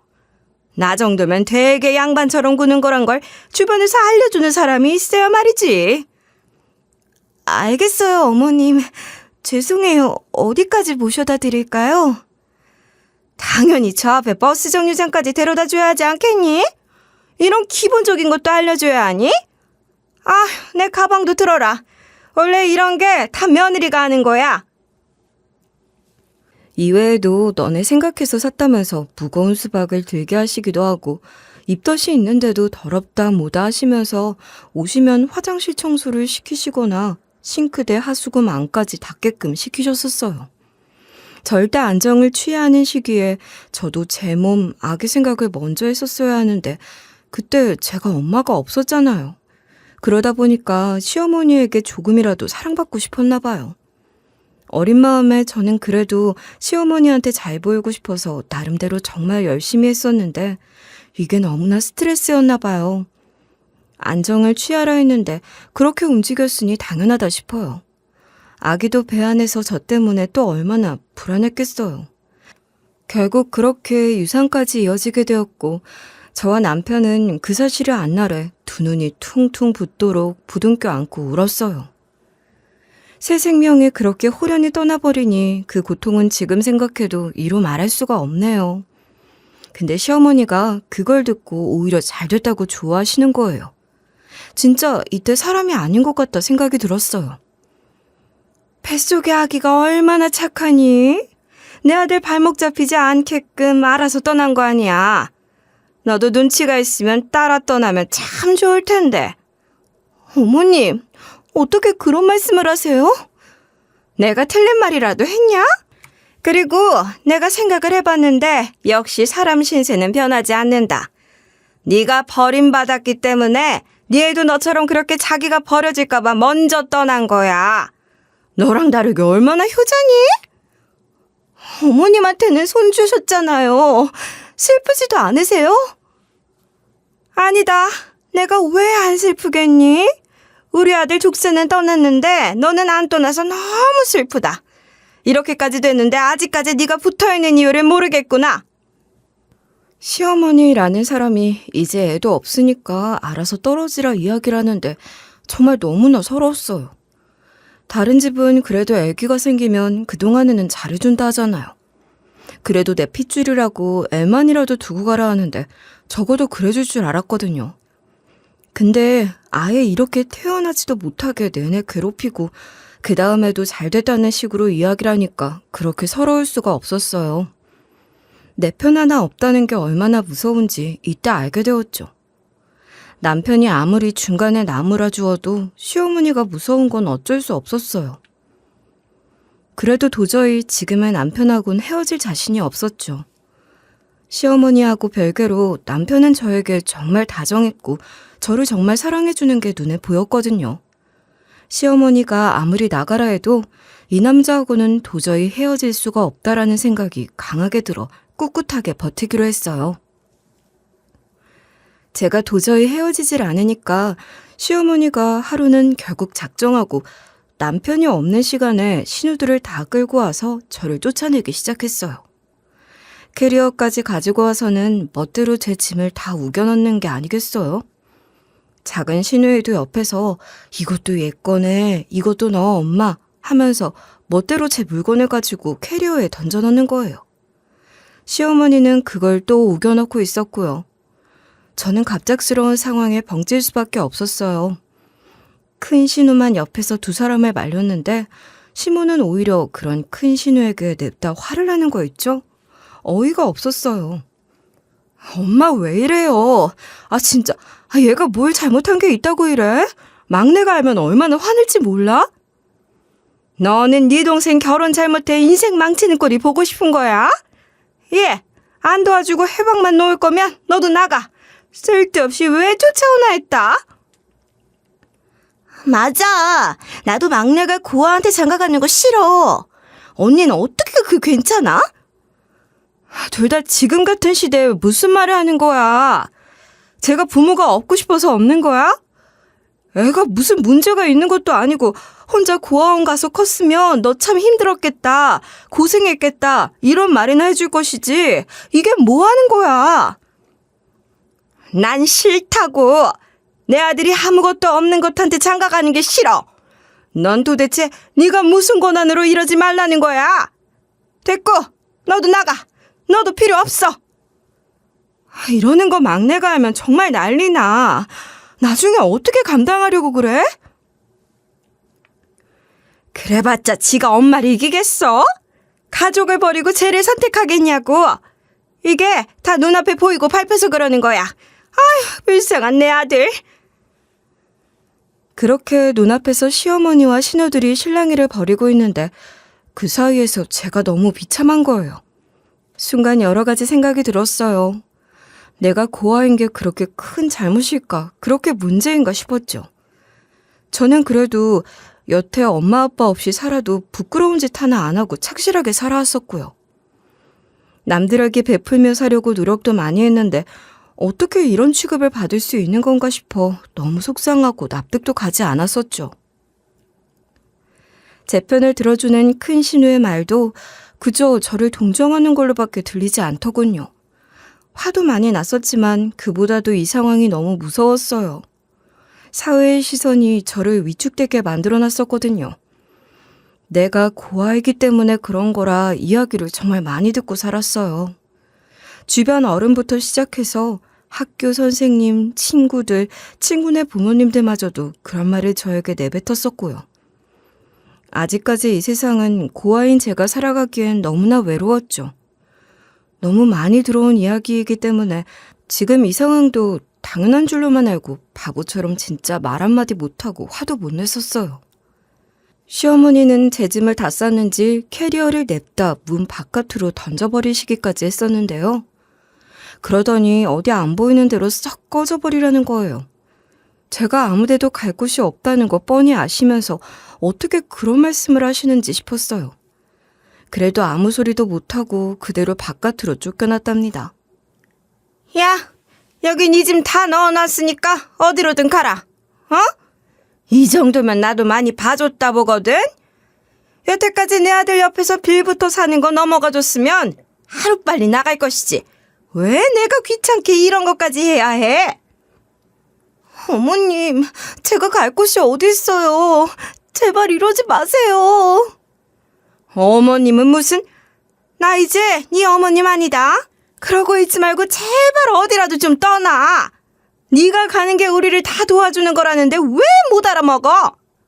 너 그리고 가는 길에 우리 아들한테 연락이라도 오거든 네 발로 나갔다 해라. 절대 내가 그랬다 하지 말고. 저 이대로는 못 가요. 오빠하고 인사라도 하게 해주세요. 다른 거 더 안 바랄게요. 저 정말 갈 곳도 없어요. 너 여기 살기 전에는 네 살던 곳 있었다며. 그렇게 너 혼자 살라고. 내 아들한테서 떨어지라고 제발. 그렇게까지 말하는데 제가 무슨 힘이 있었겠어요. 그냥 얌전히 주섬주섬 던져놓은 캐리어를 들었어요. 아무리 생각해도 지금 당장 여기 버팅기고 있는 게 현실적으로 어려울 것 같았거든요. 일단 자리를 피해 있는 게 좋겠다 싶었죠. 그렇게 시키는 대로 나가면 나가니까 그냥 내버려 두시지. 시어머니는 또 작은 신우한테 소금이라도 뿌려버리라 하는 거예요. 진짜 대단하다 싶었어요. 진작 뿌릴 작정이었는지 심지어 소금도 가방에 챙겨왔었더라고요.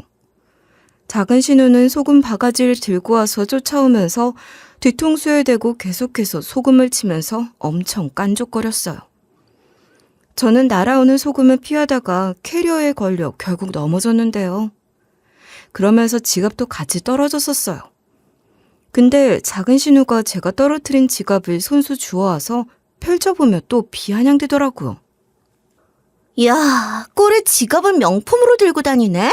고아주지, 네 분수를 좀 알고 살아라. 얼마나 들고 다니냐? 내가 이럴 줄 알았어. 너 언제 사람 될래?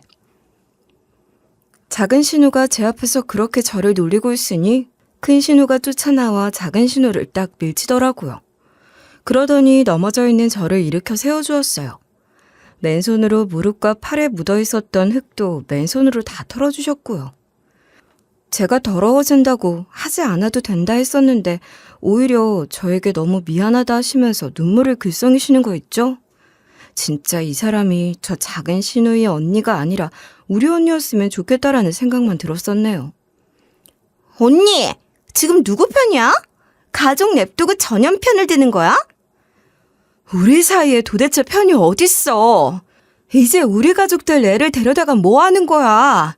너 왜 자꾸 사람을 괴롭혀? 너도 시집갈 때 시댁에서 너를 이렇게 대하면 좋겠어? 다른 집안이 우리 무시하면 그때서야 만족할래? 무슨 말을 또 그렇게 해? 진짜 짜증나게?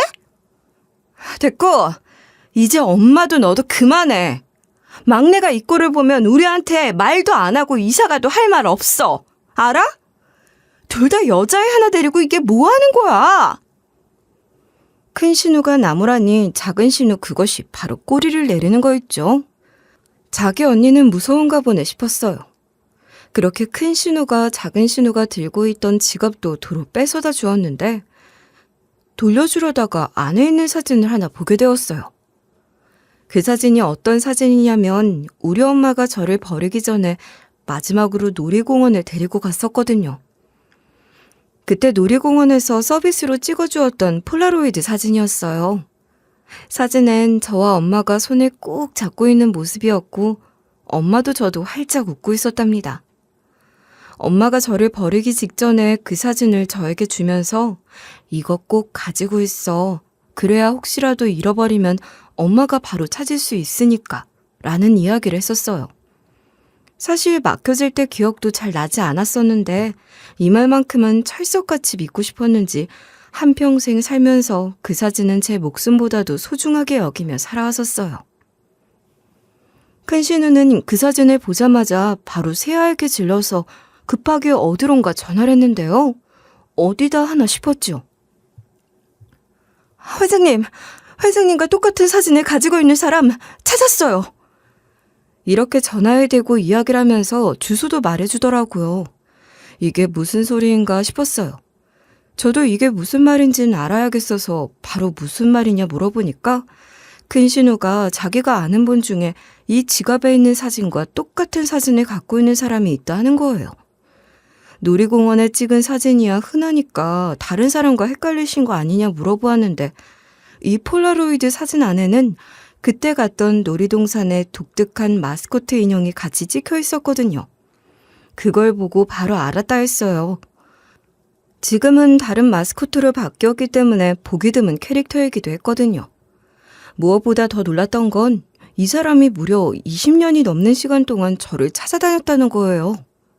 갑자기 이게 무슨 소리인가 싶었는데 얼마 지나지 않아서 경호원을 대동하고 한 할머니가 부랴부랴 뛰어오시는 모습을 볼 수 있었어요. 여자가 촉이라는 게 참 무섭잖아요. 그 사람을 보자마자 직감적으로 알 수 있었어요. 저는 그 할머니 붙잡고 오열하면서 저희 엄마냐 물어보았어요. 살면서 그렇게 운 적은 처음이었죠. 그럴 수밖에 없었어요. 저와 같은 사진을 가지고 있을 만한 사람은 제가 기억하는 우리 엄마밖에 없을 테니까요. 엄마예요? 진짜 우리 엄마예요? 내가 얼마나 찾아다녔는데요. 그 할머니는 제 물음에 고개를 저으셨어요. 또 엄마가 아닌 건가 하는 생각에 마음이 쿵 내려앉았었는데요. 기억나니? 난 네 이모인데 네가 너무 어렸을 때 나랑 헤어져서 기억이 나는지 모르겠다. 그 할머님 바로 제 이모였어요. 저희 진짜 엄마하고는 8살 차이가 나는 큰언니라고 하셨어요. 이때까지만 해도 어리둥절했었어요. 제가 꿈을 꾸는 건가 싶었다니까요. 누군가가 회장님이라고 부르는 사람이 알고 보니 내 가족이라니, 현실은 드라마보다 더 드라마 같다 하더니 그런 일이 저에게 일어날 줄은 꿈에도 몰랐죠. 큰 신우가 저희 이모를 알고 있었던 이유는 이모의 비서로 일하고 있었기 때문이에요. 우리에게 어떤 사연이 있었는지도 이미 알고 있었기에 그래서 그 사진을 보자마자 바로 연락을 한 거였어요. 애타게 저를 찾고 있던 걸 진작 알고 있었다는 거죠. 이모는 바로 저를 붙잡으시면서 내가 어렸을 때의 이야기를 해주기 시작하셨어요. 제가 지금 30살이니까 무려 25년 전의 이야기였죠. 너무 갑작스럽게 듣게 된 이야기라 저 역시 당황하지 않을 수가 없었어요. 하지만 들으면서 눈물을 멈출 수가 없었답니다. 너희 부모님, 그러니까 내 동생하고 제부는 네가 5살이 되던 날에 교통사고로 둘 다 동시에 그 자리에 그만. 우리는 슬퍼할 겨를도 없었어. 그러면서 남겨진 네가 양쪽 집안의 애물단지가 되어버렸거든. 제부네는 워낙 가난한 편이다 보니 아무도 너를 데려가려 하지 않더구나. 나는 원래 너희 부모님 살아있을 때에도 너를 정말 예뻐했었거든. 그래서 자주 너를 보러 가곤 했었는데 그러던 와중에 사고가 난 거고 내 동생과 제부가 세상을 뜨면서 너는 갈 곳이 없어져 버렸단다. 그래서 내가 너를 키우려 했었지. 하지만 우리 엄마, 아니 너희 외할머니가 절대 반대하더구나. 그때는 지금보다 더 사회가 보수적이었잖니. 결혼도 하지 않은 처녀가 어떻게 아기를 키우겠다는 거냐 그렇게 난리를 치더구나. 두 눈에 흙이 들어가도 절대 그 꼴은 못 본다 하셨어. 난 그래도 너를 어떻게 지켜보려고 했었는데 너네 할머니가 이미 너를 고아원에 데려다 놨더구나. 저는 그런 것도 모르고 여태까지 그냥 버림받은 줄만 알았어요. 그게 무슨 소리야. 너희 부모님이 너를 얼마나 사랑했었는데 그렇게 되는 바람에 하늘에서도 얼마나 속상했겠니. 내가 그래서 그 빈자리를 채워주려고 했었어. 근데 그게 정말 쉽지 않더구나. 그 시절엔 처녀가 다 큰 애를 데려다 키운다 하면 혼담이 들어오지 않는다 하던 때였거든. 그러다 보니 너희 외할머니가 너를 데리고 있는 걸 극구 반대하셨었어. 그래서 그만 고아원에 보내셨더구나. 하지만 이모도 네가 간 걸 듣고 나서 백방으로 찾아다녔어. 도대체 왜 못 찾았었는지 영문을 모르겠구나. 이모가 원래 사업 욕심이 좀 크신 편이었다 보니 결혼에는 뜻이 없었다 하는데요. 외할머니는 가뜩이나 그런 이모가 저를 양육하겠다 하니까 결사 반대를 하신 거예요. 그런 모습을 보면서 이모가 걱정된다 했었는데 이모가 자리를 비운 사이에 몰래 저를 버리고 오셨다 하네요.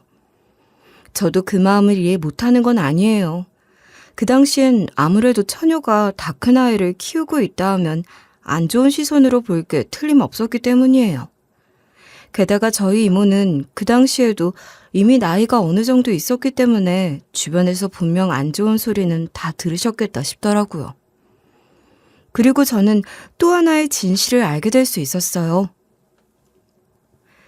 내가 기억하는 너는 그 당시 아직 부모님이 돌아가셨다는 사실을 이해하지 못하는 것 같았어. 그랬었겠지. 그때가 네가 4살, 5살 정도였으니까. 그렇다 보니 어린 마음에 더 상처를 주고 싶지 않아 더 똑바로 알려주지 않았었어. 지금 생각해보면 그게 너에게 더 큰 독이 아니었을지 걱정이 되는구나. 나는 그때 힘이 없었어. 다른 가족들이 혼자 남은 너를 어디 데려가니 네가 키우라니 할 때마다 나는 그게 어찌나 듣기 싫던지 제가 키울게요 라고 말해도 아무도 들어주지도 않고 그래서 내가 할 수 있는 최선의 방법을 선택했어. 네가 어디로 가버리기 전에 좋은 추억을 남겨주자 했던 거였지. 그럼 그때 저와 같이 놀이공원에 갔었던 사람은 엄마가 아니라 그때 같이 갔던 걸 너희 엄마라 기억하고 있었구나. 하긴 너는 그때 많이 어렸으니 기억을 못할지도 모르겠다 생각하기도 했었다. 그때 내가 너에게 했던 말도 기억이 나니? 이 사진을 가지고 있어야만 이모가 나중에 너를 꼭 찾을 수 있지라고 했던 그 말 기억은 하는지 모르겠구나. 저는 그 당시 너무 어리다 보니 기억이 온전하지 못했기 때문에 뚜렷하게 기억하지 못하고 있었던 거죠. 그래서 여태껏 이모를 엄마라고 잘못 알고 있었던 거예요. 이모가 찾을 수 있지 이 말을 엄마가 찾을 수 있지 이 말로 기억하고 있었네요. 이모는 그때 놀이공원에서 폴라로이드로 사진을 찍어준다 했을 때 2장 찍어달라 이야기를 하셨다는데요. 그래서 저와 같은 사진을 가지고 있을 수가 있던 거예요. 평소 이 사진을 본인 회장실 방 책상에 올려놓고 사시면서 늘 저를 잊지 않으려 노력하셨답니다. 그렇게 늘 항상 가까운 곳에 제 사진을 놓아두고 계셨기 때문에 큰 신우가 비서 일을 하면서 그 사진을 볼 수가 있었던 거예요. 이모가 항상 그 사진을 애지중지하고 어떨 때는 사진을 보면서 눈물을 글썽이는 모습을 보고 어떤 사정이 있었는지 물어봤었다 하네요. 큰 신우가 다급하게 연락을 했던 것도 이 오랜 시간을 혼자 힘들어하셨던 이모의 마음을 알았기 때문이었어요. 그리고 왜 여태까지 이모가 저를 찾지 못했는지도 이때 같이 알 수 있었답니다. 저는 여태까지 제 이름을 정수아라고 알고 있었는데요. 알고 보니까 이것도 외할머니가 고아원에 저를 두고 올 때 혹시나 이모가 저를 찾을까 하는 마음에 노심초사 생판 다른 이름으로 알려주며 맡기셨던 거예요. 그래서 저는 여태 그 이름인 줄 알고 있었죠. 이 사실도 이야기하자 이모는 우리 엄마도 참 독한 양반이네 하면서 가슴을 치셨어요. 저를 찾지 못하게 이름을 바꾸신 거니까 말이에요.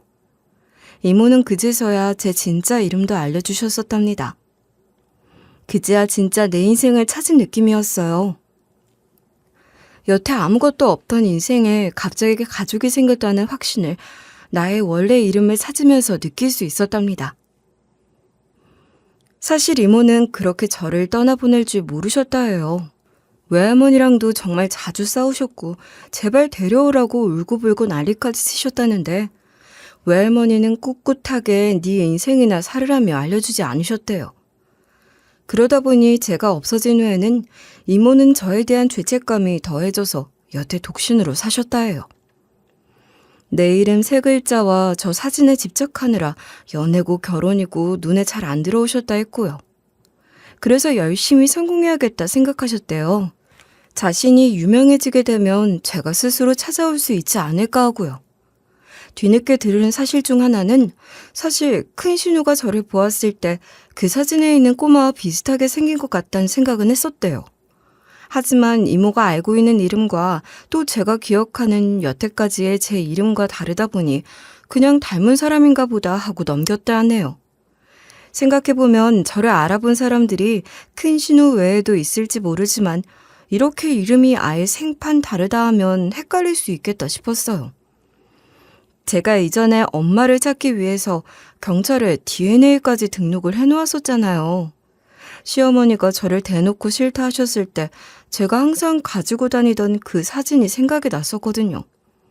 그래서 어디 있는지 모르겠지만 그래도 엄마가 살아있겠지 하는 희망을 가지고 등록했었던 거였거든요. 하지만 애초에 제가 찾는 사람은 엄마가 아니라 이모였기 때문에 DNA가 맞지 않아 그렇게 해도 제가 이모를 찾을 수가 없었던 거예요. 이모는 여태까지 어떻게 사셨나 싶어 궁금했어요. 이모는 현재 미용 사업을 하고 계시고요. 그게 잘 되면서 전국적으로 점포를 다양하게 갖고 계신다 해요.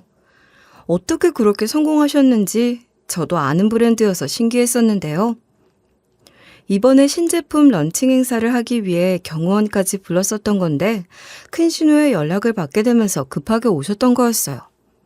그러다 보니 더 드라마 같은 상황이 연출되었구나 싶었는데요. 그래도 이모가 지금 정말 대단한 사람이라는 건 변치 않는 사실이었답니다. 저는 그렇게 이모하고 둘만의 시간을 가지게 되면서 정말 서로 이모 조카가 맞는지 확인해보는 시간도 가질 수 있게 되었어요. 저에게 가족하고의 기억나는 추억이라곤 그거 하나뿐이었거든요. 하나하나 이야기하는데 글쎄 정말 그때 나랑 같이 놀이공원에 갔던 우리 이모가 맞구나 싶더라니까요. 그날 우리가 갔었던 놀이공원 바로 앞에 세워져 있던 동상이 사자 동상이었고, 그리고 폴라로이드 사진을 찍은 후에 먹었던 솜사탕, 그날 갑작스럽게 비가 와서 놀이기구를 마저 다 타지 못하고 식당에 잠시 들어와 비를 피했던 순간까지도 기억이 모두 똑같았어요. 그리고 내친 김에 유전자 검사까지 해보게 되었는데 25% 일치로 나오는 거 있죠? 실제로 이모와 조카 사이에는 25%의 일치율이 나온다는데 그 숫자를 보고 정말 꿈을 꾸는 줄 알았어요. 너무 행복했었죠. 저는 이 사실을 가장 먼저 저희 남편과 큰 신우에게 알려주었어요.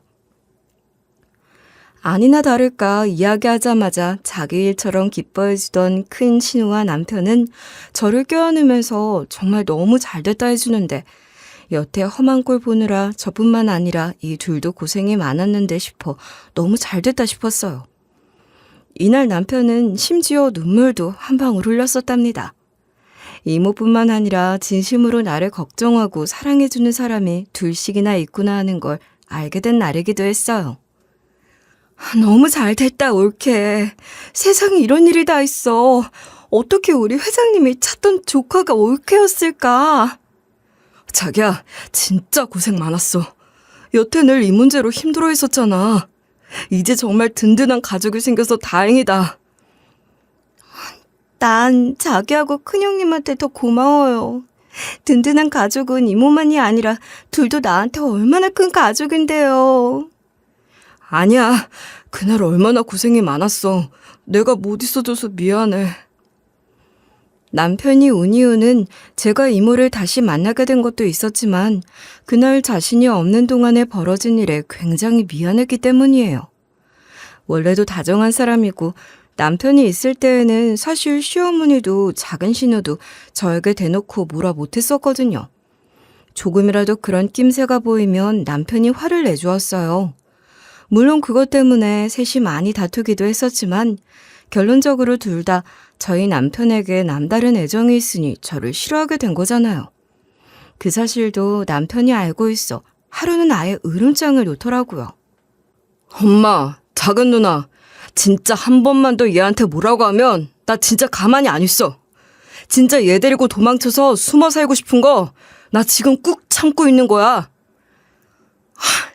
저걸 지금 키워준 엄마한테 말이라고 못하는 소리가 없다. 쟤 만나니까 내 아들도 변했어. 나 참 진짜 서러워서. 그러니까 더 그러지 마시라고요. 작은 누나도 똑같아. 더는 안 참아. 그 착한 남편이 저렇게 이야기를 하니까 시어머니도 작은 신우도 처음에는 좀 사그라들었었어요. 물론 얼마 안 가 다시 심해지긴 했지만 더 이상 남편 앞에서는 티내지 않았었거든요. 그 대신 뒤에서 몰래 둘이서만 있을 때에는 저를 싫어하는 모습을 숨기지 않았던 거예요. 전 그래도 남편 앞에서는 그러지 않기도 하고 제가 가족이 없으니까 가족이 있는 남편은 가족들이랑 싸우지 않았으면 했어요. 그래서 남편이 없을 때 어떠한 취급을 받는지 따로 길게 이야기하진 않았었어요. 그러다 이번에 저를 아예 내쫓는 사건이 있었잖아요. 이미 사태는 다 끝났었지만 뒤늦게 그 사실을 알게 된 남편이 너무 미안하다 울더라고요. 이미 다 끝났는데 괜찮으니까 울지 마라 했어도 그 지경까지 갔을 줄은 몰랐다면서 네가 싫으면 더 이상 시댁하고 연락도 안 하겠다 하는 거예요. 물론 시어머니도 작은 신우에게도 아직 앙금이 다 풀린 건 아니지만 제가 이모를 만나면서 가족의 소중함을 다시 한번 깨달았거든요. 그래서 더욱더 남편이 시댁하고 연을 끊거나 척지며 지내지 않아주었으면 했어요. 그렇게 딱히 남편은 그 당시의 사건을 시댁에 이야기하지 않고 마무리가 되었죠. 이렇게 다정하니까 제가 그리 힘들었어도 참고 살 수가 있었던 거구나 싶네요. 예상치 못한 결과에 놀란 건 저와 남편뿐만이 아니었어요. 이모가 저희 식구라는 게 밝혀지니까 작은 신우와 시어머니는 이제 망했다는 생각이 드셨나 봐요. 그래서 요즘에는 납작 엎드려 지내시는 중이에요. 특히 작은 신우는 큰 신우에게 도움을 받아 이모 회사의 영업사원으로 있었다 하는데요.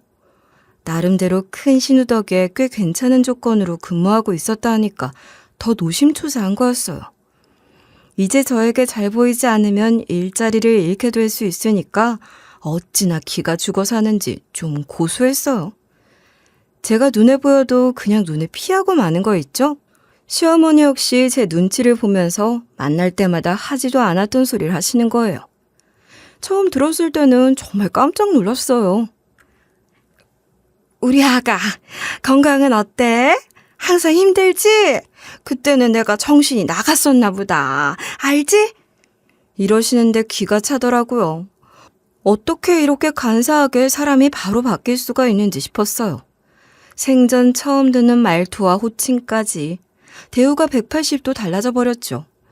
무엇보다 이모가 제가 당시 예비시댁에서 받았던 대우를 알게 되고 나서 정말 노발대발 하셨었거든요.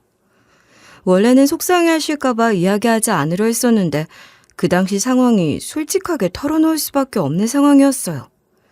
저를 처음 만나는 그 감격적인 순간에 제가 거지꼴로 있었으니 얼마나 의아하셨겠어요. 그때 넘어져서 흙투성이었던 데다가 제 짐이 가득한 캐리어하며 떨어져 더러워진 지갑도 한몫했었고요. 그 자리에서는 크게 물어보지 않으셨지만 시간이 좀 지나고 계속해서 물어보시더라고요. 그 상황이 왜 일어난 거며 아무리 생각해도 걱정이 되어서 말해주었으면 한다 하시면서요. 하는 수 없이 있는 대로 털어놓게 되었고 이모는 듣자마자 엄청나게 화를 내주셨어요. 그러면서 내가 저것들 다 자를 거라 그러셨고요. 제가 오히려 그러지 말아달라고 부탁을 했었는데 작은 신우가 그때 저를 보는 눈빛이 좀 달라졌었네요. 어찌나 고마워던지요. 자기가 옛날엔 미쳤었던 거라 그러는데 이렇게 나를 보는 시선이 달라질 걸 왜 처음부터 저를 그렇게 대했나 괜히 밉더라고요. 하지만 이모 덕분에 그때 처음으로 천군만마 같은 내 편이 생겼구나 이런 생각을 하게 되었어요. 혼자서는 분명 이겨내기 어려웠을 시간인데 이렇게 절대적으로 이겨줄 수 있는 사람이 생긴 거잖아요. 참고로 저를 고아원에 버리고 오셨던 우리 외할머니는 2년 전에 이미 돌아가셨다 들었어요. 저는 외할머니가 저를 끝까지 미워하실 줄 알았거든요. 아무래도 사시는 길에 걸림돌이 되었던 애니까 말이에요. 근데 돌아가시면서 하신 말씀 때문에 제가 또 펑펑 울음을 터뜨릴 수밖에 없었어요. 이모에게 제 이야기를 하셨다 했거든요.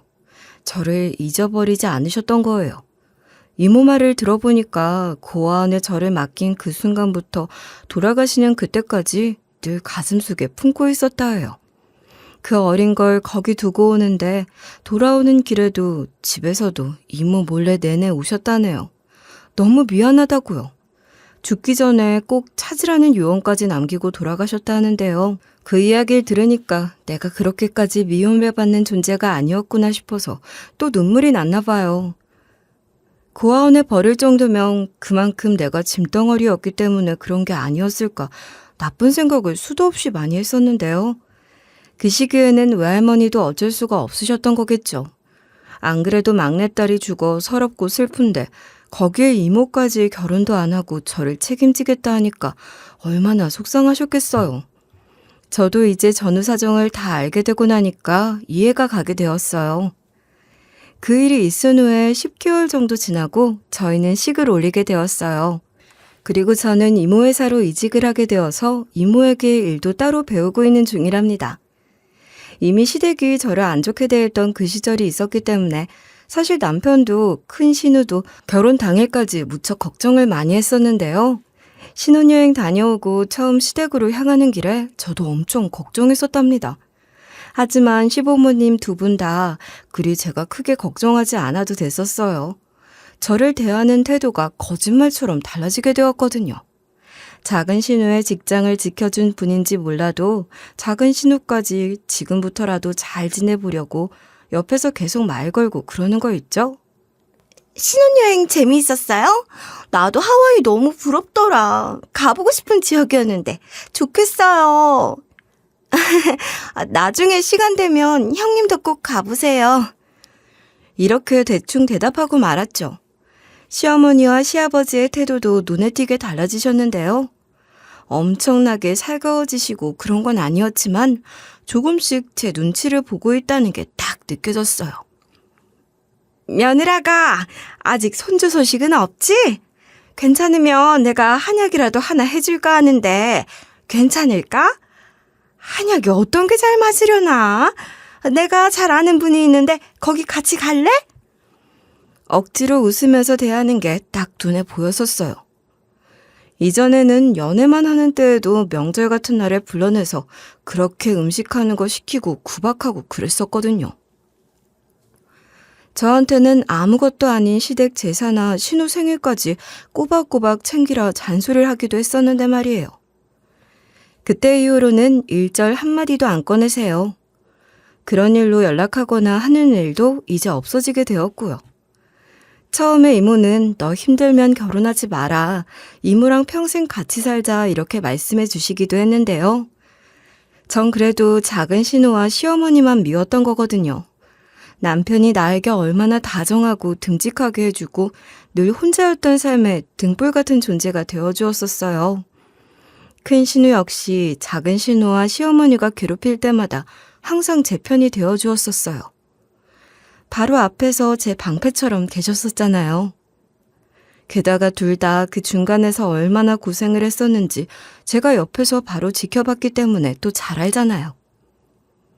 단점보다는 장점이 더 많은 결혼이라 생각해서 결혼을 감행하게 되었어요. 결혼식 혼주석에는 이모가 앉아주셨답니다. 결혼 자금부터 신혼 살림까지 하나하나 다 도와주셨는데요. 제가 거절을 했는데도 이모의 마음을 이길 수는 없었어요. 이모, 저 괜찮아요. 여태 나름대로 열심히 모았어요. 저 이 정도는 혼자 할 수 있어요.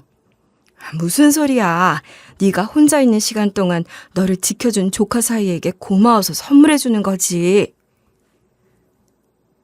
이렇게 다 해주시고 너무 죄송해서 그러죠. 네가 거절을 하는 게 내가 더 민망한 거야. 신혼살림은 정말 이모가 안 해준 게 없었어요. 냉장고부터 세탁기, 건조기까지 살뜰하게 챙겨주셨거든요. 그 외에도 필요한 게 있으면 언제든지 말해라 하시면서 늘 제가 필요한 것부터 살펴주신답니다. 이모하고는 회사를 다니면서도 꾸준히 일주일에 한 번은 같이 저녁 식사 자리를 갖고 있어요. 어렸을 때 이야기도 하며 여태까지 어떻게 살아왔는지 다 이야기하려면 멀었겠죠?